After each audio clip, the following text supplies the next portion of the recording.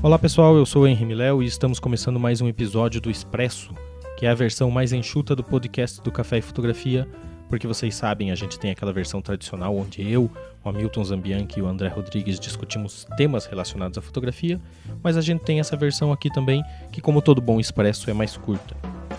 E além disso, essa também é uma versão solo, então em cada episódio você está na companhia de um dos apresentadores do Café e Fotografia. E o tema de hoje vem de uma declaração do cineasta e fotógrafo Wim Wenders, que disse que a fotografia estava mais morta que nunca e que a culpa era dos smartphones.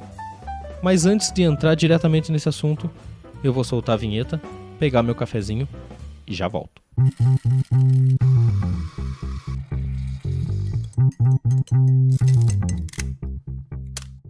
Então vamos lá. Esses dias eu estava lendo um artigo em um portal de fotografia em que o fotógrafo e cineasta Wim Wenders afirma que os smartphones tornaram a fotografia mais morta do que nunca. Foi uma declaração que ele deu para a BBC News no início desse mês, no início de agosto, e nessa entrevista ele disse que o grande problema com as fotos de celular é que ninguém as vê. Que mesmo quem faz a foto, quem tirou aquela foto, não se atém muito a ela e que, definitivamente, não fazem impressões das fotografias. Daí eu lembrei que o Sebastião Salgado já havia dito algo parecido faz alguns anos e fui procurar também esse artigo, que é do final de 2016, e que ele dizia que a fotografia iria acabar nas próximas décadas e ser substituída por outra coisa, justamente porque as pessoas fotografavam com o celular e que isso não é fotografia, é imagem, porque a fotografia precisa ser impressa, ser vista, ser palpável. Um discurso na mesma linha do Wenders, que defende que as imagens captadas com smartphones não deveriam ser chamadas de fotografia, e aqui eu abro aspas para a fala dele. Isso é algo que parece com fotografia, mas não é fotografia. Fecha aspas. Segundo ele, um outro termo deveria ser criado para classificar o que é isso. Então vamos lá. Primeiro, eu acho que os dois estão certos. Aliás, o Salgado voltou atrás da declaração de que a fotografia iria acabar em algumas décadas, dizendo que na verdade ela não ia acabar mesmo, mas que ela ia sobreviver através dos fotógrafos documentais. Justamente porque, abre aspas para o Salgado, a fotografia é uma memória tangível. Fecha aspas, e obrigado Salgado pela pressão que você botou nas nossas costas. Continuando, eu acho que os dois estão certos, não há sobrevida para foto feita a esmo com celular. Pega, por exemplo, uma foto que alguém fez do pôr do sol com o celular e postou lá no Instagram ou no Facebook. Partindo do pressuposto que seja uma boa foto, deixa eu dizer uma coisa. Se você fizer uma busca pelos termos pôr do sol ou sunset nas redes sociais, vão aparecer zilhões de fotos de pôr do sol ao redor do mundo e quase certeza metade é igual a essa e a outra metade é uma droga. Então isso entra num bolo de imagens efêmeras que se perdem nesse grande buraco de imagens de redes sociais que no fim das contas não servem pra nada. Não servem nem pro cara que fez ela porque o feed vai ficando pra trás, todo dia o cara posta uma foto nova e em algumas semanas aquela foto já era. E aqui eu abro um parênteses para um pequeno conselho.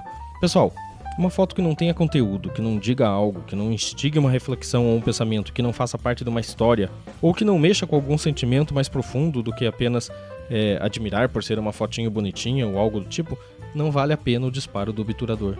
Fotos superficiais nesse esquema lifestyle do Instagram definitivamente não me interessam. Fechando o parênteses e continuando, a gente sabe que os smartphones têm cada vez mais recursos e filtros e, enfim, uma série de tecnologia incorporada. Aliás, vocês já perceberam que toda propaganda de celular fala mais da câmera do que de qualquer outro tipo de função do aparelho? É um monte de tecnologia que, na verdade, não ajuda na criatividade, porque deixa o cara preso num sistema de coisas pré-programadas como sendo imagens perfeitas.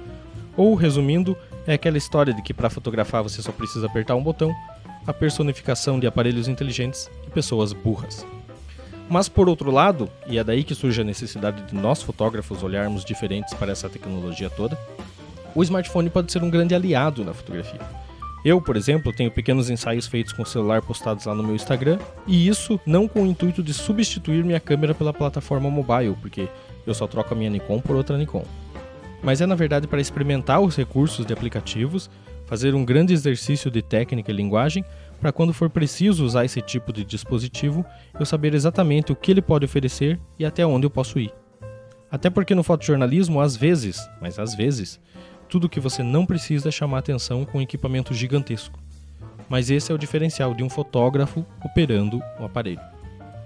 A ideia principal mesmo é usar o telefone como um apêndice, um periférico do trabalho fotográfico. Veja bem, Eu hoje uso o celular, na grande maioria das vezes, para descarregar o material durante uma pauta, através de um cabo OTG ou uma conexão Wi-Fi, se a câmera tiver, fazer uma edição básica, inserir as legendas e as informações que são necessárias para as agências e também para enviar esse material para publicação.